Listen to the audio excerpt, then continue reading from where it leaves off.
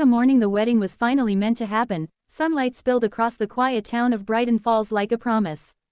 White ribbons fluttered on fence posts along Willow Street, and the gentle sound of church bells tested its echo in the cool air. Everything looked ready, everything except the bride's heart. Emily Carter stood at the window of her childhood bedroom, fingers clutching the curtain edge like a lifeline. Her reflection stared back at her. Long chestnut hair pinned carefully beneath the veil, soft makeup highlighting eyes ringed with uncertainty. She didn't doubt love, she doubted timing. Downstairs, her mother, Linda, moved from room to room rehearsing last-minute details. Her father, Jason Carter, paced near the garden arch, rechecking flowers already perfect. Everyone believed today was certain. Only Emily knew how fragile that certainty truly was. Her story with Michael Reed had begun 7 years earlier during a charity fundraiser at Brighton Falls Community Hall. Emily was fresh out of nursing school, volunteering at the welcome desk, when Michael requested help finding the donation booth.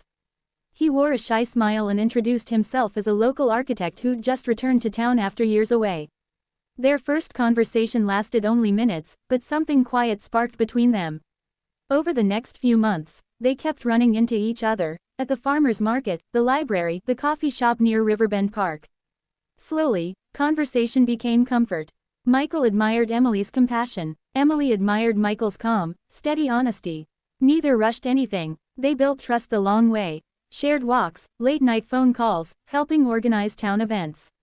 Their love didn't arrive like fireworks, it grew like roots. 2 years later, Michael proposed during winter snowfall by the frozen river, kneeling with trembling hope. Emily cried laughter instead of tears and said yes without hesitation. Back then, forever felt simple.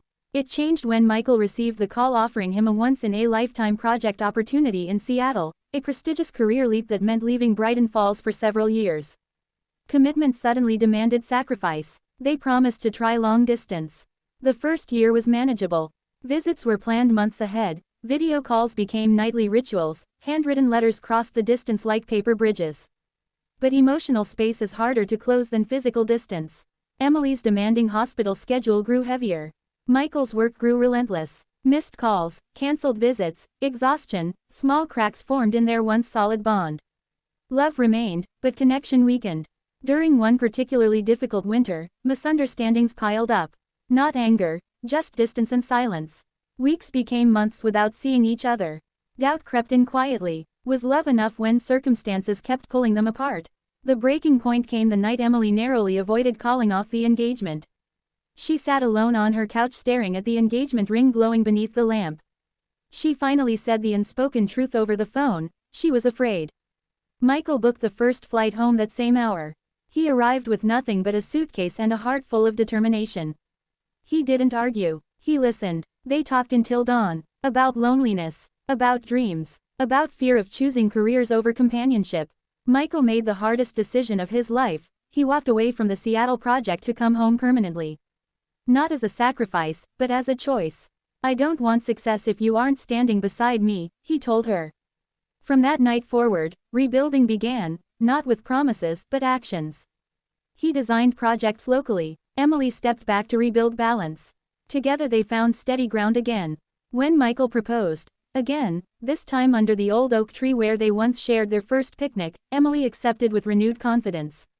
Yet doubt remembered how easily happiness can unravel. Which is why, now, on the wedding morning, her heart trembled. Not because she feared Michael, but because she feared the future repeating old uncertainty. Her childhood friend and maid of honor, Hannah Wright, knocked gently. Everyone's ready." Emily exhaled. "I should be excited." "You are." Hannah smiled softly. "Nerves just pretend they're doubt." Emily nodded, but still felt unsettled. Downstairs, guests were already gathered. White chairs lined the grassy aisle beneath towering oak trees. Soft music mingled with the sound of summer cicadas. Michael stood at the altar beside his best man, Daniel Brooks, adjusting his tie repeatedly. He appeared calm externally, but inside hope battled nerves. He, too, remembered everything they'd been through and prayed they stood strong now. As the ceremony countdown neared, a ripple moved through the crowd, a whisper. There was a delay. Emily still hadn't come down. Minutes passed. Linda went upstairs to check. She found Emily sitting on the edge of the bed, veil untouched, eyes wet with emotion. "I don't know if I'm brave enough," Emily whispered. "Brave enough for love." Her mother knelt before her.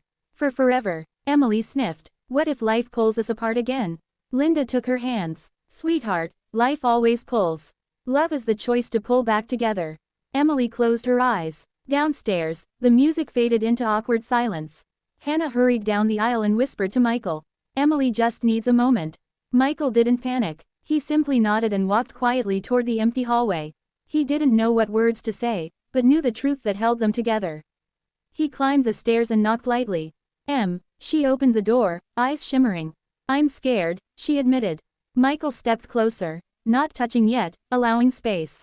I am too, he said softly. But fear doesn't mean wrong. It means something matters. Emily searched his face. I don't want us to break like before. We won't, he promised, not dramatically, but sincerely. Not because life goes easy, but because when it becomes hard, we'll face it side by side. He reached for her hands. Forever isn't something that happens, it's something we choose every day. Tears rolled freely now, but lighter, brighter. Emily laughed weakly. You always know exactly what to say. No, he smiled. I just tell you what's true. She inhaled deeply. Okay, let's do this. Music swelled again as guests looked up in relief. Emily stepped onto the aisle beside Michael. And when she finally walked toward the altar, the sun broke through the clouds exactly at that moment, as if the sky itself held its breath and then released. They exchanged vows rooted not in perfection, but in perseverance. I promise to choose you, Emily said, voice steady. And I promise to walk beside you, Michael replied. When their hands joined, the cheers that followed echoed far beyond Brighton Falls, proof that love almost forgotten had found its way home. The wedding that almost didn't happen became the greatest celebration the town had ever seen, not for grandeur, but because it represented something deeply human. Love isn't the absence of doubts.